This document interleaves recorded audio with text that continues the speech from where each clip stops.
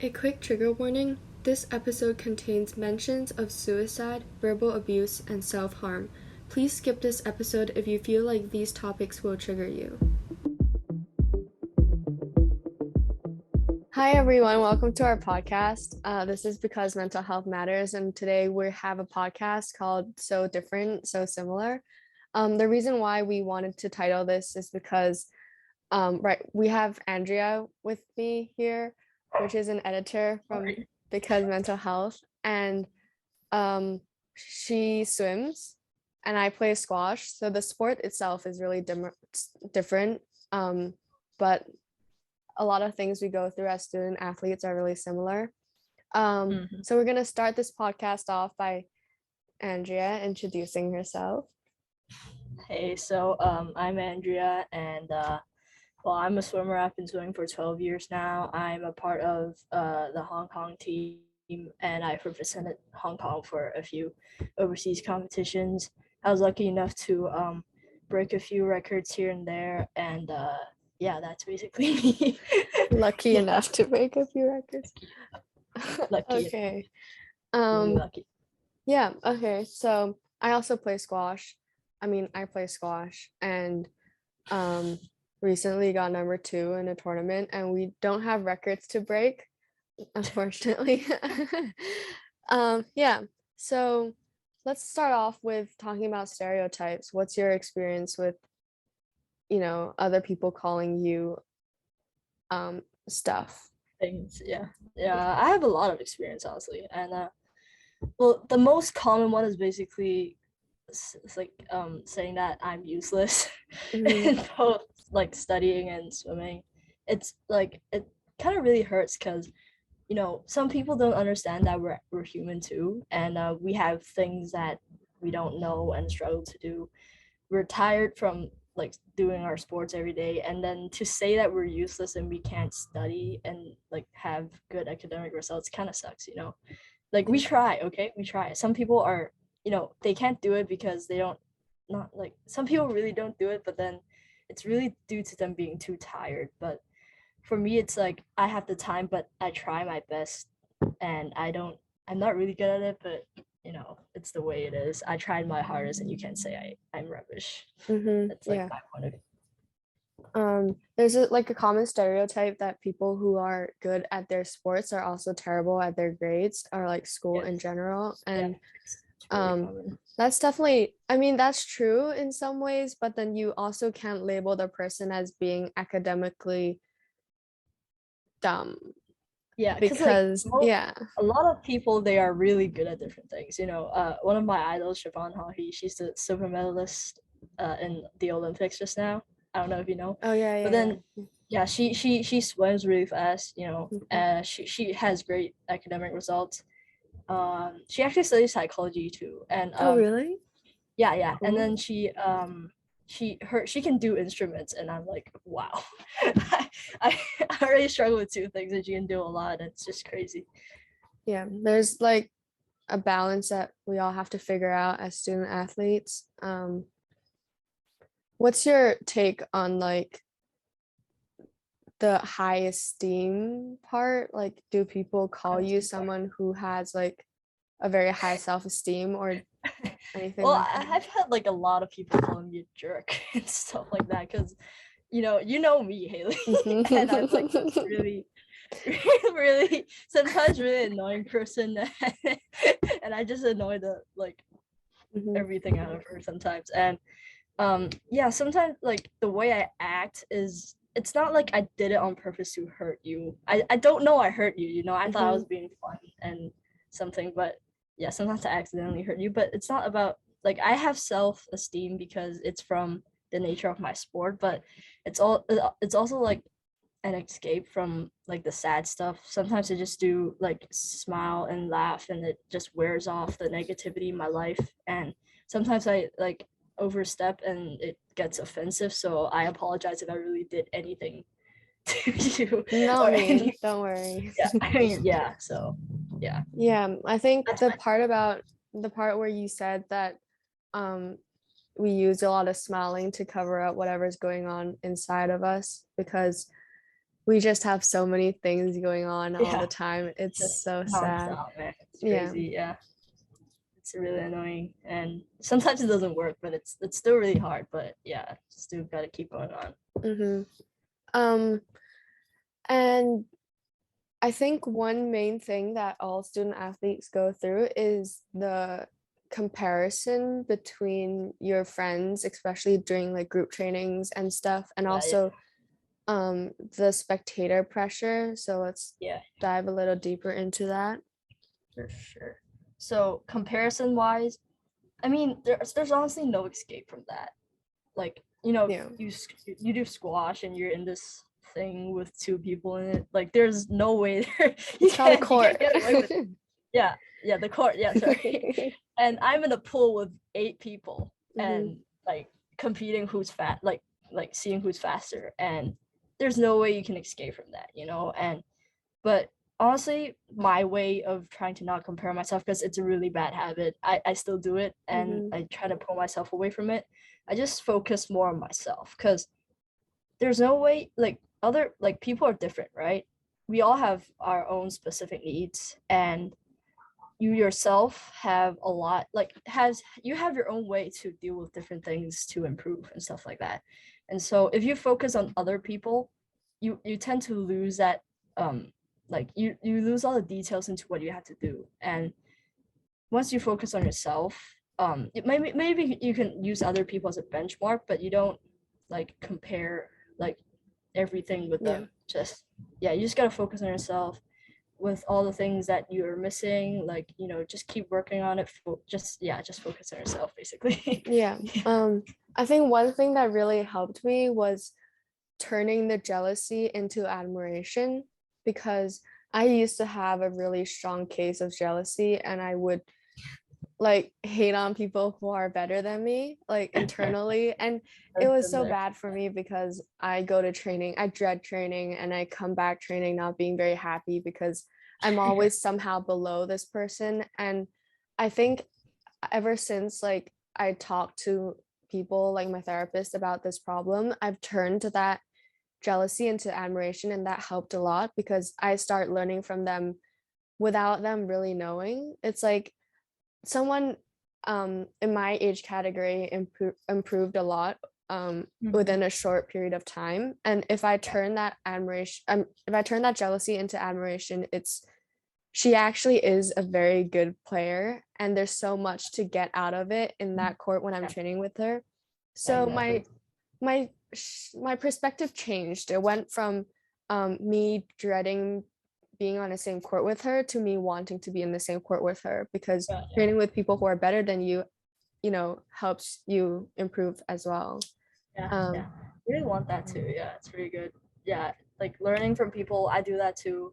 Um, Usually you want them to be, like, for me, in the same heat as you, because you can, like, um refit your record races, and then mhm. after that you can look back and see, like, see what she's really good at, what are her methods of training that can get you to where she's at. And so, yeah, that's a really good thing. Yeah, there's like this is where the whole saying keep your enemies close came from, because the closer you are to your competitor, the more you're able to get out of it. And Yeah, there's it's always something similar you to can do. like, yeah, similar to school. If you want to do better in a subject, you find the person who's doing well in that subject. And that's for me. And that's you for me. Oh, that's you for English.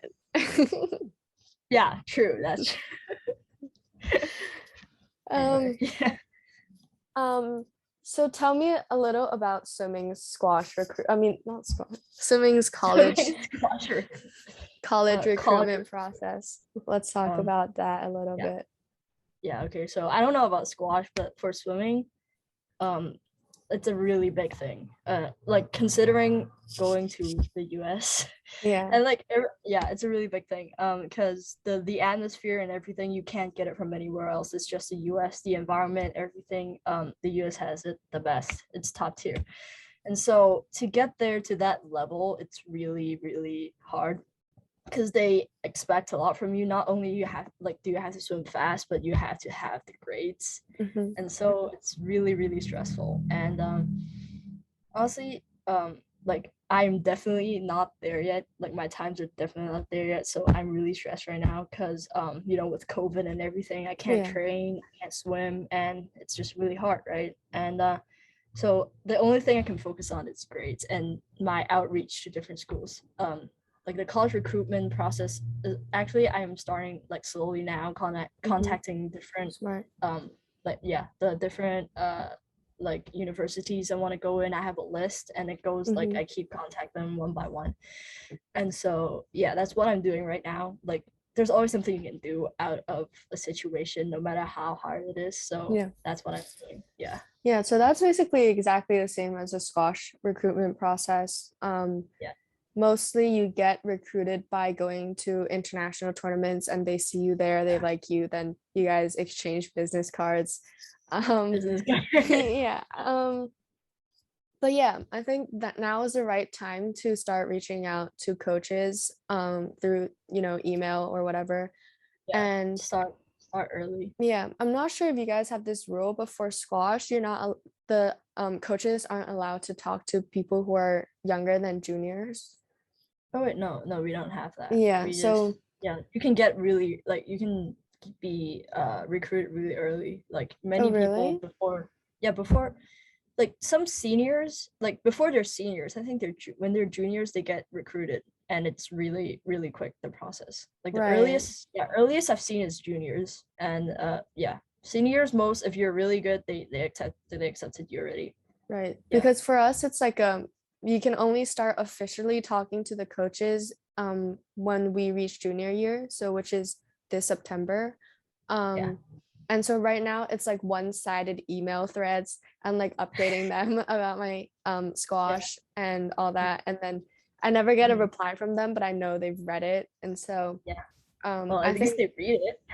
well, At yeah, least they read it most likely. yeah. Yeah, and I think the good thing about college recruitment is how open the coaches are. Like they really, want to know you and want to know Yeah. how Yeah. you're doing. Mhm. I think that's a completely different atmosphere than Hong Kong Yeah. and Hong Yeah. Kong coaches Yeah. because Yeah. um Oh, bro, your coaches, man. Okay. he might be listening to this. Hi, coach. Um yeah, so I think like how has college this whole college recruitment thing affected your mental health? Well, like definitely the anxiety is just goes because like you don't like there are a lot of things you can't get a hold of, and for me to contact um the coaches, besides me there are like thousands of people around the world who's doing Mm-hmm. the same thing, and like hoping to get their email, like hoping them to get my email, it's like really hard, and it's just driving me crazy sometimes, and I try to get my mind off that. And well, like sometimes for me I just need to take my mind off all college recruitment because it's just like it's really really stressful. It's something that's like 3 years away from me, two and two something two and a two half two years 2 years yeah, 2 years two and a away from half me. And yeah, it sounds kind of seems far away, but it doesn't seem too It's far. Like, so do you know what I mean? close. It's so Exactly. close. It kind of seems really far, but it seems really close. And then it's just like I don't even Yeah, know what's going on. Yeah. So yeah, yeah, so it's just really stressful and stuff like yeah. that. But yeah, something you have to go through, and after that, you'll be great. I know. I think one thing that I struggle the most is thinking about other people and how they might take my slot in the recruitment process.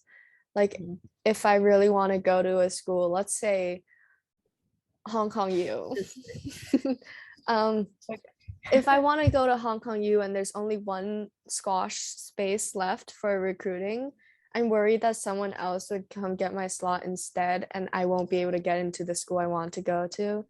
And so, um, one thing I try to remind myself is that this world is big enough for two people to be happy at where they are in life. And I think yeah. this is so important for me because I kept seeing the recruitment process as a tournament because we're so Mhm. used to having first places and second places. Yeah. Yeah. Um, And so it's a I need to constantly remind myself that college recruitment it can be a win-win situation. We can both get into really good schools and we can both be happy with where we are. Yeah, yeah, Yeah, I think that's one of the biggest lesson I had to learn the past few months, especially with COVID and then this whole and local everything. school shutting Yeah, down for two yeah, months. yeah. Um, And it's crazy, man. It's the yeah. COVID situation. Yeah. Is your summer holiday plan ruined? Did you plan anything during the summer? I mean, I did not. It's just no, like for my typical summer holiday, it's just training, training, training, training, training, training. True. And Okay. Yeah. some like leisure time in between. I Mm-hmm. just ask my friends if they want to go out and hang. Yeah, that's it. Right. And Um, I was yeah, planning to go to summer camps, and then they yeah, normally are held in July, yeah. so I actually it doesn't applied to really work. some before. I got Mhm. admitted, but then I couldn't go because I had my own summer camp here in Hong Kong. Come Like on. few times. Yeah, I went to Malaysia last time because Hmm. last time I think I was able to get into one of the colleges. One of them I forgot which, but Hmm. then I managed to get into one, but then I couldn't go because my coach had one in Malaysia and I had to go to that one. So yeah, Right. just Okay. How's your relationship with your coach? well, okay. So I've known my coach since I was 8 years old, like my current coach Okay. Yeah. when I was 8. And well, it's like it didn't start off well. I was really afraid of her. Like I Right. would never like go to her whenever I needed. I just let her approach me. Hmm. And but like after years of like swimming experience with her, I started to know her more and more. And like actually we started to click more with like during COVID times because we like she had these sessions on Fridays and sometimes she tells us to send messages to the group talking about different things you struggle with and just a lot of things on mental health and like I That's really so appreciate good. her for that. Yeah, I really appreciate her for that. Like she talked me out of my depression and so that actually got me really close with her right now and like That's so I'm good like to hear. less Oh afraid my of her gosh. and I'm so happy that she's my coach and she's like another mom to me honestly. That's Yeah, so sweet. That's so wholesome. exactly.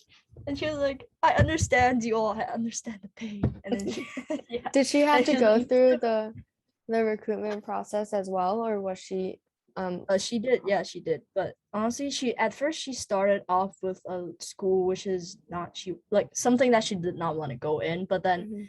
she worked hard at that school and then she got admitted, like she got recruited again, and then she switched schools and like in between. So yeah. Oh, right. Yeah, I think that's Yeah, something so to keep in mind as well. If you like yeah, you land yeah, in a like things like that can happen. So you yeah, don't get like don't be it's not the down end when you of the don't world get if you yeah. yeah, yeah. Things happen for a reason. Yeah.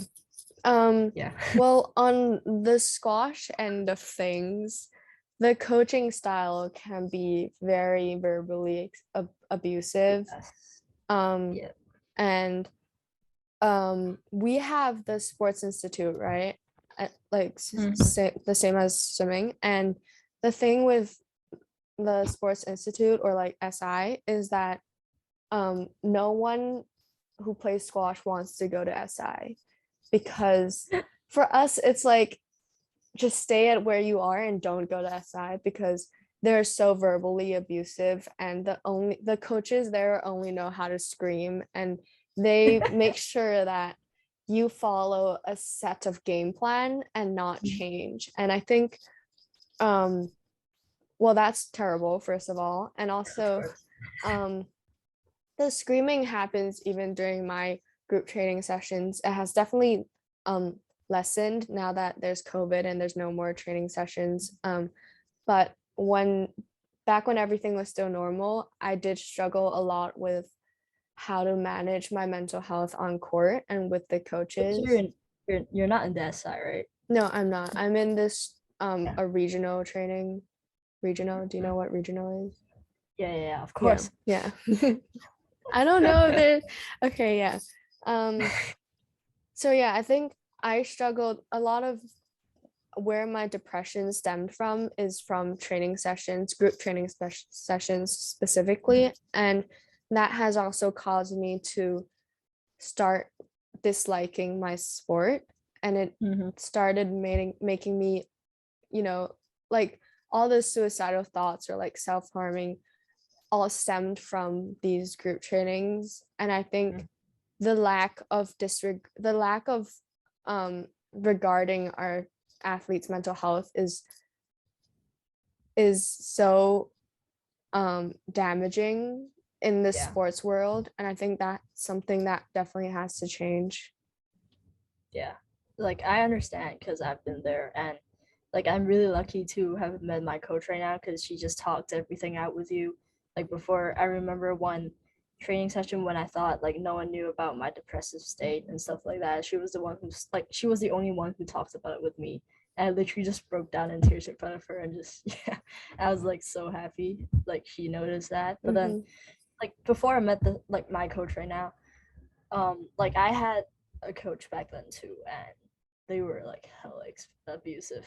Like not only from them, like I got scolded every single day. Not only from them, but my parents. Like they keep scolding me because I do something like wrong every day. I'm slow every day, and then I just get like I just dread training. I remember like hiding in the changing room for 30 minutes and not going out.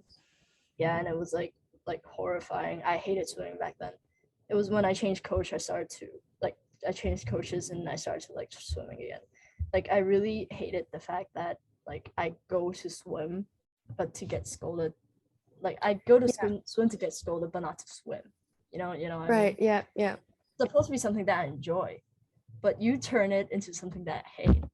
And so, like one day, like I got so enough with the scolding and stuff, and I used those and as motivation, and it got me to the place where I wanted to be, right? But then, as I started to progress down the road, and it didn't work anymore, and I knew that it was a bad source of motivation for me, and like to people who use that as your motivation, please don't, because it just breaks you down, and yeah, so I tried, like it didn't work, and I tried to try it again, and then it was just torturing, and so yeah, I just didn't like it a lot. But then finally when I met my coach, I started to change everything from like technique wise in swimming, and then mentally started to change, and then now I'm getting better. So Yeah, it's good to hear. How was the transition like? Did you like talk to your parents to say I want to change of coach, or how did no, that my go? parents switched coaches for me. Like Right. she was like they noticed that the training methods of this coach is not gonna get me anywhere because it was a big group training, and they would focus the program on like a single like 2 or 3 people, and I was really young back then. I was like 9 or 10. No, I was 7 or 8. I was really young. Damn. I was really young, and so like it does not work for me. And so my mom opted to change coaches, and like my coach is an Olympian, so like she was like she has been to the Olympics, she has more experience, she has been to the Definitely. US, so it's gonna be better. And yeah, my life is going uphill right now, so That's it's great. great. Yeah. What do you advise people to do, like whenever they have a coach that they don't like, or how do you like how do you think is the first way to open up to them, Open up to parents or the to coaches? coaches? Well, for me, I didn't really do anything because I was always really afraid. Because yeah, when I was younger, until and I was always scolded by people because I'm really naive and I do things wrong really often, and so like I get scolded a lot, and like I never had the courage to speak up, and I was really scared, and so like first of all, don't be afraid because coaches, they're not cold, they're not robots. You can talk to them. You can talk to them about what you're struggling with, the programs and stuff. If they don't listen, try to talk your parents out of it. That's the only way like you can do it. Because, well, if it like some parents, like some coaches really don't listen. If you say it's hard, they say that's the only way you're gonna be able to improve, blah blah blah, stuff like that. They won't listen because they think their way of training is the only way that works. But no, it's not. There are tons of other ways. Like there are tons of training methods in swimming that can get you to places. Like there's this one swimmer who just trains the amount that he competes, and that's it. That's like an hour training for him, but we do 2-hour trainings and 3-hour trainings, and it's just there's tons of methods. So that's not the only way that work. And so if they don't listen, go to your parents. Tell your parents that doesn't work for me, blah blah, stuff like that. And hopefully they'll pay attention. If not, then I really don't know what to do for now. Yeah, I think group trainings, the thing with group trainings is that it's not specifically just, you know, set for you. It's a program for everyone. And so everyone has to follow that same set of program. Yeah. And I think some people work well under pressure while some don't, or like people train better in group settings while some don't. And so I think you should always find your right balance and find out what works for you, and then start reaching out to your own coach to see if something can be changed, minorly tweaked. I think self-awareness is the most important thing in this step, to know what you want and what you don't want. But also remind yourself to constantly put yourself out of your comfort zone, because you also can't be too comfortable in your own space. You can't use that, like you can use the mental health card as like an excuse to be lazy. I'm just saying some people do that, and it's not okay. It's not okay. Like you don't use it to be lazy. You use it to help yourself. Like if you don't have like mental health issues, don't use it as a lazy card. But then if you do, you really have to reach out. You have to sort that out. You know, sometimes you get confused between both. So you have to really, really dig in and ask yourself, be honest with yourself. Don't lie to yourself. And like be really truthful. If the truth is brutal, it's normal. Okay. If you're lazy, you're lazy. Get it out there. Okay.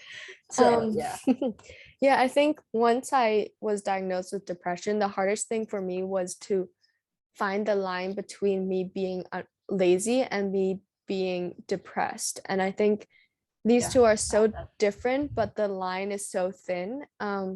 And so when you brought up the mental health card thing and using that as an excuse, I did use that once or twice during training to slack off a little more.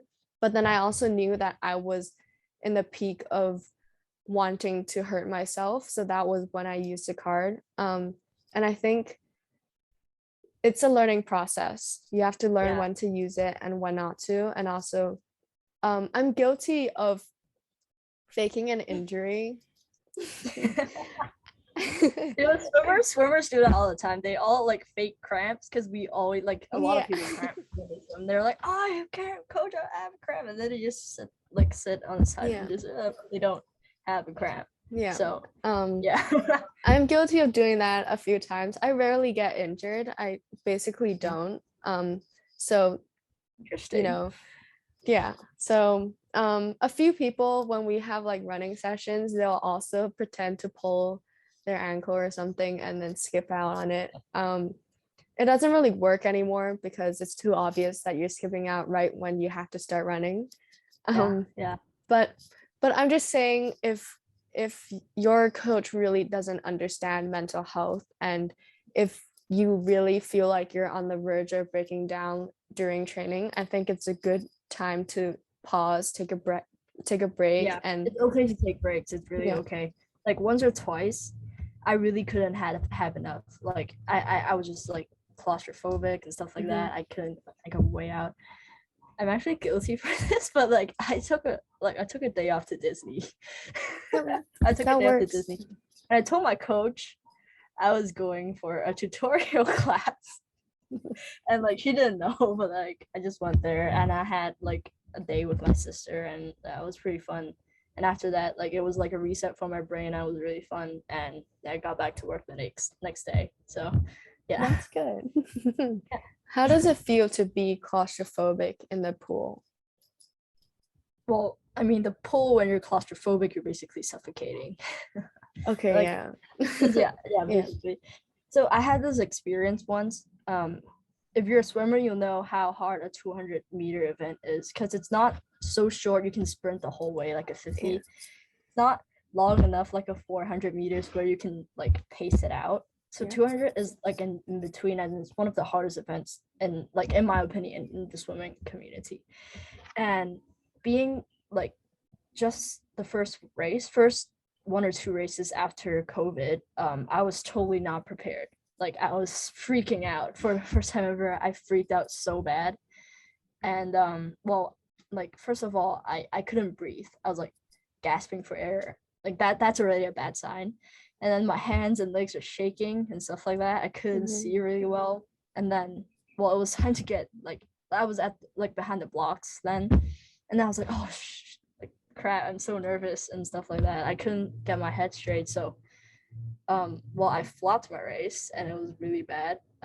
In the race, I was like after the first 25 meters, my hands and like my arms and my legs were like frozen. I couldn't move, and it, like I still had like 3 more 50 meters to go. And I was like, oh no, I'm screwed for this thing. And like in the end, I went out really fast, and then I just died back for the last 100 meters. So it's really bad to be claustrophobic before a race, and you have to try and control yourself. Like take deep breaths in, calm down. It's okay if you flop it, you flop it, and then like just tell yourself it's okay and carry out what you can. Like do what you can on that day to bring out your best. Yeah, that's what I would do. Yeah. I recently competed in this tournament in the US and came back with Omicron, but we're not talking about that. Yeah, we're not. So I played a very terrible match. Well, not really terrible. It's like passable, but I also should have won a game that I lost. Yeah, and I think yeah, we've all been there. Yeah, we've all been there. And so I got a text from my friend's parents, and they have been, I think I know who. yeah, okay, but they have been very supportive throughout the whole trip. And so they texted me and told me, you did your best today and that's all that matters. And it only hit me then, because I'm 100% sure that I put out all my efforts during that tournament, and it may not be as good as what my normal training sessions would look like, but I had no regrets in that moment, and I felt like I did try my very best in that match. And I think that's so important during the tournament, especially when you're not doing well. I think I think the overall mindset that you have is more important than the outcome sometimes. Like Siobhan, how he said, I'm quoting her again. She like after she won her medal, and like the reporters asked her what like the importance, what you do for a race, and she said, the race is 80% mentally and 20% physically. And like I agree, because if your mental health is not good on that day, it can really affect you. Like maybe on the day where I flopped my 200 free, I had like a good, like I was capable of doing a good one, but then because I was too nervous and I got claustrophobic and stuff like that, and I just like flopped it really bad. And yeah, from that point onward, I started to learn that like you, I learned that, you know, trying your best is all that matters. If you don't try your best and you fail, well, that's on you. You have to take that responsibility. And I have lied to myself before. I was like, yeah, you tried your best, but like when you think back, oh no, you have not. And so it's like one thing to want, like if you want to move forward, one thing is also to stay true to yourself. Like always be truthful. Like no matter how hard you try to run away from your problems, they're just keep gonna chasing you. They're gonna keep chasing you no matter what. And if you don't stand there and solve them one by one, they're just gonna stack up and it's gonna take forever. And so like one thing I've learned from this process was just stay true to yourself. If you have something that you don't think you do well, find the answer to it. Don't run away from it, but just find it. It won't come to you. You go to it. Yeah, that's my awesome. I'm not sure if you heard of it. I'm pretty sure you have. Simone Biles did skip out on some Tokyo tournaments, and I know this is a very cliche example to give out, but then it's something so brave of her, because it's not like swimming or squash. Like if you freeze in the water or on court, you won't die in a way. But then, you know, what Simone is doing is tumbling in the air, and you know, just cracking her neck or something, it's going to be lethal. And I think her standing down on such an important tournament is a reminder for all athletes out there, because it's always, you always have to put your mental health first, no matter what. I know that there's a line between wanting to get out of your comfort zone and also, causing yourself to have a huge burnout. So I think that is the toughest thing that Simone had to, I mean, it's the toughest thing that we have to learn, and Simone really showed an example. She should be like an idol for everybody. Like not only people in her sport, but everybody should learn from her. Mentally, and also Naomi Osaka, like the tennis player. Yeah, she's one, like another person we should learn from. Mental health is just really important, and you should always put it first. If your mental health is screwed up, like your physical health is going to be affected. So it's something that people like still don't really care about, and we all have to like try and like take care of ourselves mentally first. Another example would be Chloe Kim, a Winter Olympic skier or something. I don't really follow, but I did follow. We don't know Olympic sports. Same, but so there's this girl called Chloe Kim, and 4 years back in the Winter Olympics, she actually got a gold medal. And what happened after was that she actually threw her medal in the trash, and she got depressed. She just felt that fame was hitting too hard on her, and so that was like, and then she took a break from snowboarding. I think it was snowboarding in general, because it was just too mentally draining for her. She did eventually take that gold medal out of the trash, but then she went to Princeton and studied a year there, and then came back out and started snowboarding again, and then eventually getting a gold medal again this year. So I think, there's so many people to look out for. I mean, there's so many people to look up to in the sports world, and they're all very good examples of prioritizing your mental health, but also not slacking off completely. This is one of the hardest things I've had to learn, and I'm still like learning how to balance that out.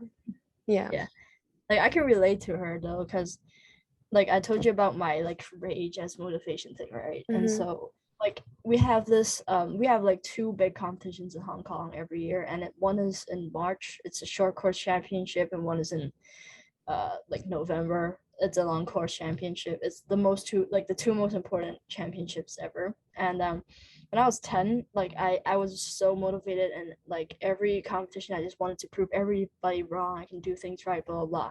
And so I ended up like winning all my events. I think I can't remember. And I won the overall like high point winner.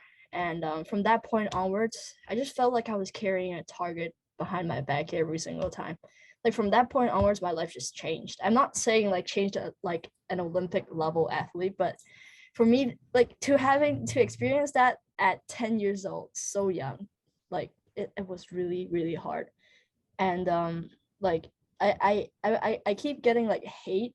They're like, I can be faster than you. Watch me next time, I'll beat you. And then there's this pressure from everywhere where I have to do like great. I have to be an example to people. And it was I can't describe how it is. And like it's not something you can go back from. Like you can't take that away from your past. And it's just really hard to live by. And like before, when I was younger, I never really knew what was going on, and so I started to use the hate again. And like until when I was 12 years old, I was lucky enough again to break like 10-year-old records. I went crazy on that competition. Like me and another person, we were competing, like breaking records breaking records to see who could win the high point winner. And I lost eventually, because like I have an event where I really suck at, and I lost to her. But then like at that point onwards, I did like sort of a historical thing. And like after that competition, like my my career just went, because I was dealing with so much stress. Like people expect you to do so well in training. You should be the first one every single time. In the competitions, you have to be so far away from others. Like parents be like, yeah, you have to break more records and stuff like that. And I'm like, guys, I'm human. I can't take Yeah. this all the time, you know? I used the wrong way to like motivate myself, and it was like a really big boost that got me here. I could have taken years to get to this point, but it was just like maybe some mistake that got me here. And like for me being so young, I really didn't know how to handle it. So like for that whole, it was 2019. For that whole 2019, I was always like, like I don't know what to do. Like people are starting to catch up, and Yeah. I can't go back to my old times. And that was a stressful year. And then after that, I was lucky enough to break another national like junior record. I was like, what is wrong with me? Like, why do I keep breaking records where like when I don't know what I'm doing? And then yeah, I just like I really, really did not like it. And but the thing is, I didn't reach out to anybody. I was just like struggling on my own. And until COVID hit, like that was the time when I couldn't take it, and I finally reached out. So yeah, it's Right. you have to talk to people about it. If you don't, you'll be like me with the broken mental health sometimes. Yeah, I think So it's really interesting how, I mean, it's like you're saying that you broke another record despite having terrible mental health. And I think that's really important for other people to know, because just because you're achieving something on the outside doesn't mean you're doing well on the inside. yeah, I Yeah. was really unhappy with myself when I broke that record, because like it was a really record, right? And like I felt like I wasn't contributing at all. Like it was other Hmm. people who like carried me through like for that record, and I could not forgive myself until this day. I still don't like I still don't think I deserve that record. And so like to like more people should understand that like doing things like this, it doesn't always mean you're happy. Like I'm Yeah. not happy with where I am. I'm still not.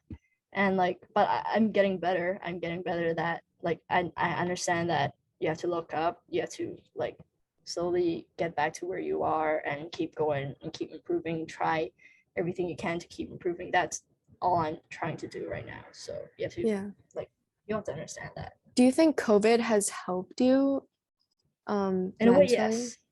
Yeah, in a way, yes. Well, at first it was not helping at all because I was going down this downward spiral, and Hmm. it just keep going down. And like in the process, well, like if it was not for my coach, actually, Yeah. if it was not for her, I don't think I would have opened up to like anyone. Yeah, Right. like Right. yeah, she asked us about our mental health, and I just started like ranting my whole passage. I typed it out for her. And I was like, I think I overshared. And so yeah, it's just, like COVID, on that point onwards, I was like, if my mental health keeps deteriorating, I don't think I can go anywhere, and I don't think I can swim again. And like I reminded myself, take some time down. Like it's okay. I read this quote from somewhere. I was like, you have to let yourself die a little in order to get further. And I Hmm. was like, yeah, at that time you have to like let yourself go. Don't be like anxious over the little things you lack and stuff like that. Like people, like some people could still swim then, and I was really jealous. But then I was like, if you were swimming, you won't do well because you're mentally True. not well. Like so now, a time when most people are they don't have access to pools, you should take care of your mental health first, and from that point onwards, slowly improve and like start doing things like normally again. Yeah. Yeah. So It was roughly the same for me. I also yeah, went through a very bad phase of comparison and jealousy in group sessions. So COVID was, a blessing for me. Um, yeah, I started seeing a therapist in 2020 or 2021.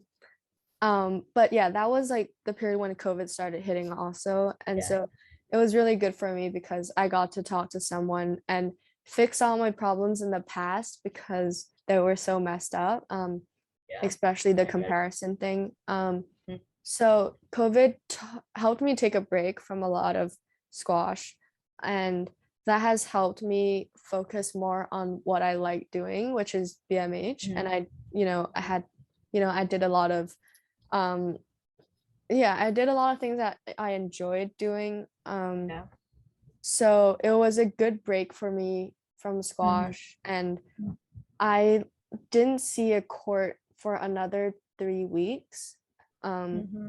so that was like a good, I was in a mentally good place, right? Yeah.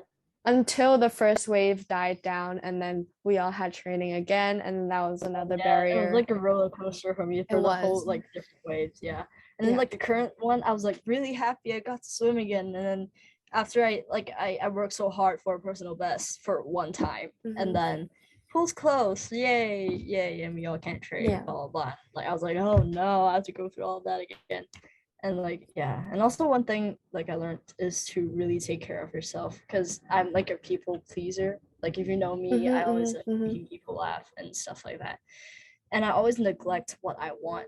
Like I always think of other people first and what they think I should do. And like yeah, I think in other people's perspective instead of my own.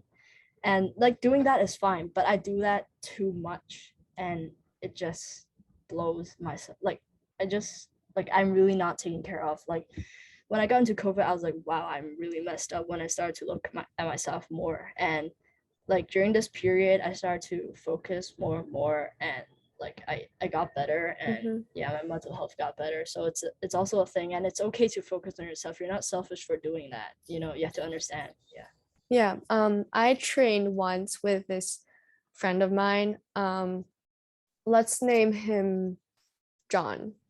Okay. So I needed to train with John one day, and I really didn't feel like training because I was very drained. I was really tired. It was like on a burnout side of things, and I just Mm. needed to have a little fun. Yeah. So what I did was um What did you I do? texted John, and Yeah. I was like, "Hey, do you want to fool around on court today?" Not in yeah, and No, then no, no, no. I know. yeah, and then he was like, "Yes, sure, let's do that." And so when we went to the squash court, we did not train at all. Like we used our left hand to play, and then we ran around screaming. And luckily it was like a private residential court, so there was no one else Yeah. there. So we really messed the whole place up. We were screaming, we were like hitting each other, and that Yeah. was so fun. Like I get it. Yeah.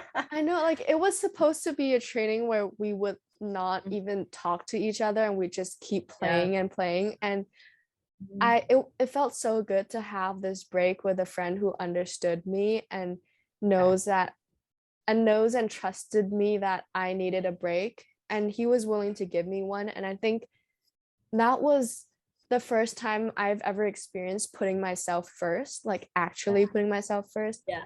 And it was also the first time I experienced that people around me actually care about my mental health, and they are Mhm. actually Yeah. willing to help. Mm. So cheers to you, John. Yeah. Seriously. Yeah, honestly, yeah. And yeah, you really like sometimes when you open up you really notice that. And sometimes I forget that people care and I just Hmm. push people away. You don't care about me, just go away, blah, blah, blah. I do that a lot. Hmm. And like so it's a reminder for that. Yeah. Yeah, I think when we're all like struggling so hard to stay happy, we're always Yeah. stuck in this cage, and we forget Mhm. that there's people outside the cage who's, you know, Yeah. willing to help and break down those walls. Yeah. And also, one thing is I learned again is find happiness in the little things. Like the little things you do. Maybe a shower even or wait like Hmm. sleeping, being able to sleep is a joy. Like finding different things that make you happy in a day, it's actually gonna make the day go by faster and happier. Maybe I enjoy my free time of watching Netflix and YouTube. I enjoy my time sleeping. I enjoy my time eating, maybe texting my friends sometimes. And yeah, you have to find those little things to get you going sometimes. Yeah. Yeah, I think that was extremely hard for me during COVID as well because Yeah. I couldn't travel, so I was stuck in this same group of people training together, and there wasn't really anywhere else to go. Normally in the summer, I'd go somewhere else to train. I'd go compete in these different places and Yeah. see so many new people. And I just wasn't able to do that for 3 years straight. And I think that was so hard for me to get used to. And I think Yeah, that also reminded me to be so grateful of all the things I have, that you have to because treasure what you have. yeah, I think I I never knew I was so financially stable or like lucky to have money to be able to go travel, You guys because can travel whenever yeah, you.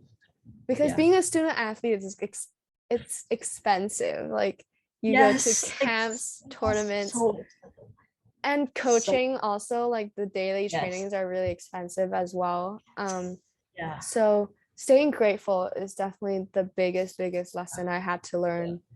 yeah, because Yeah. you know, like for us, I think I told you before, competition swimsuit costs like a few thousand Yeah. XAD, right?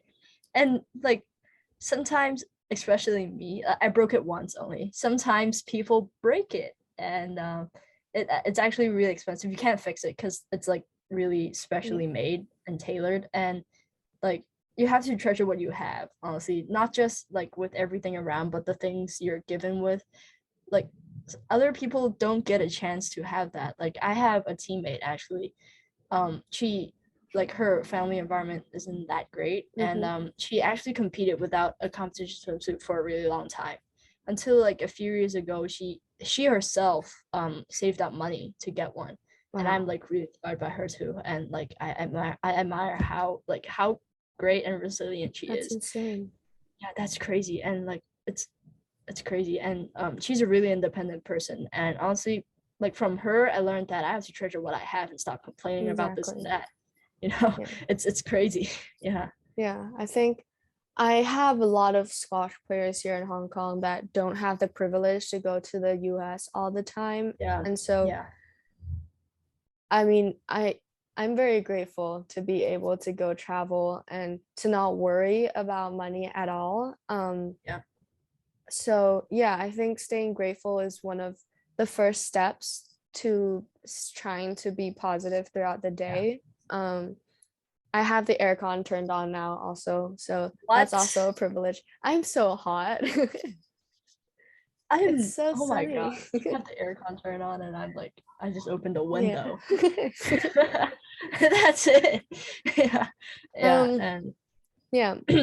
Well, so we be have grateful. been talking for an hour already.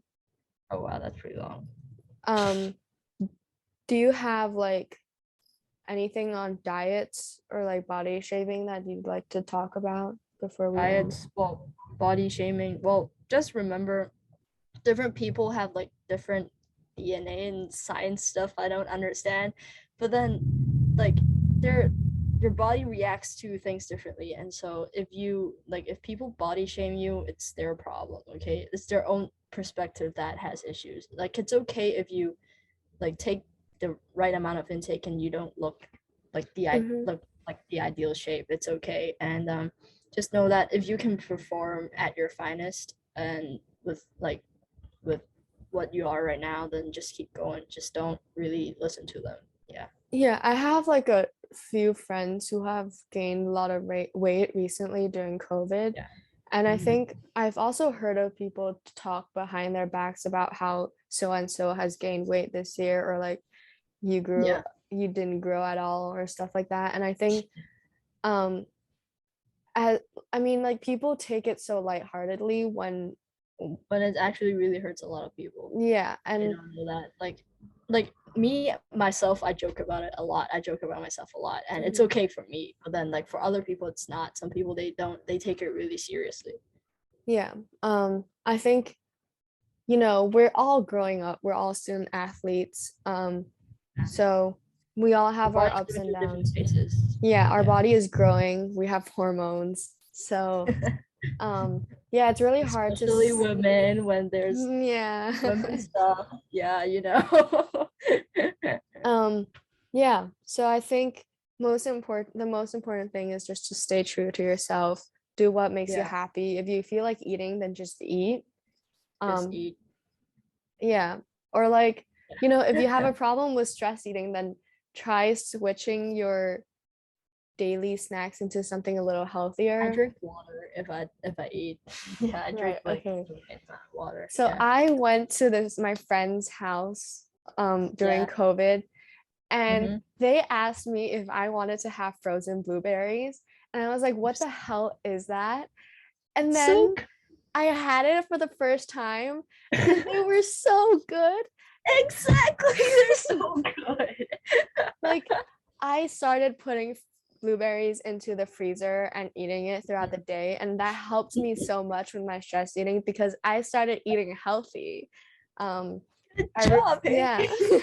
I replaced chips with blueberries and um I think now fruit is a type of dessert for me and I really like eating I fruit. love fruits So and that's like veggies. I'm not human. I'm sorry. I love fruits and veggies. Not a yeah. typical person. Not something a typical person would like. But yeah. But yeah, stress eating is Yeah. a factor that it's Mhm. okay to stress eat, but also It's if normal. you realize you're doing it a little too much, then you can still stress eat, just choose the food a little Something better. else to Yeah. replace it. Maybe the 0 calorie stuff. So you can just eat them, but yeah, just Yeah. replace it with something I else. think protein bars are something I always If you snack eat too on. much, it gets Well, just one, but yeah, and just one is fine. blueberries. And blueberries. Blueberries are amazing. um, but yeah, so there's this quote I read recently, and it was like, we have to put the person before the student and the athlete, otherwise we are at risk of losing all three. Mm-hmm. Yeah. And I read this somewhere because there was a recent news about this girl who was a goalkeeper at Stanford and she Stanford one. committed Yeah. suicide. Yeah. And so Mm-hmm. um I picked up this quote in like a news article or an Instagram post or something like that. And Yeah. that hit me so hard. Yeah, I so get it. Yeah, it's crazy. I think that's one thing that not only we have to keep in mind, but also the people around us. Yeah. Um, Student athletes are human. We're all human and we're all Yeah, you have to students. understand that, people. You have to understand that. Yeah. Sometimes we act in ways that aren't normal, and you have to understand that we don't mean it sometimes. And like for the people, if you have a friend or a family member who's a student athlete, take it like take care of them. They have things that they're going on in their head all the time, but they just don't show it. And there's always like when a person reaches out to us noticing that we have something going on like mentally, it's really like we're really grateful for someone like that. Mm-hmm. And like it can bring us to tears, honestly. Yeah. And so like if you have a friend or family member that's like that, reach out to them, ask if they're okay, spend more time with them and stuff like that. So Yeah. Oh, yeah. also, I have this coach I started going to, and he's in Hong Kong Football Club, which is a private club in Hong Kong. And um, I started training there 2 years ago, and there's this coach called Carlos, and Okay. I used to train with him a lot before COVID started, before the fifth wave started. And one time after training, I got a text from him and he Yeah. said, Hailey, are you doing all right? And I was like, why? Why are you asking? And he said, you looked a little tired during training today. Mm. Um, and that that made me like almost tear up because it's not Yeah. something I get from adults ever. And Yeah, it's crazy. so yeah, I think whoever's listening to this, whoever, if you Yeah. know, if you know a student athlete around you, just always let them know that you're there for them because we They definitely really need need it. you. Yeah. Like I Yeah. really cried because like one of my really close teammates, she actually went to Canada. I think it was her. I think it was her. Like my memory is really bad. But like one of them reached out and they're like, "Are you okay? You seem off. Like you don't look like what Hmm. you used to look like." And I'm like, "I'm not okay at all." And I just opened up and it was really great. Yeah. Yeah. Yeah. And also Yeah. one more thing. Yeah. Remember it's okay to have like don't work until you're burnt out. Remember to take breaks because it's really bad if you're burnt out. If you're once you're burnt out, it just keeps going on. It's really hard to fix. So Yeah. just remember it's okay to take breaks. like from time to time, not only student athletes, but like people in general, you should remember it's okay to take breaks. Yeah. And, just work hard every step of the way, but also know your Don't need limits. the discipline. Don't use the card Yeah. when if you don't have it. So Yeah. yeah, that's basically it from us. Thank you for listening. Tune in next Thank time. you for listening to my really bad ranting. Yeah. Thanks. Okay. Bye. Bye.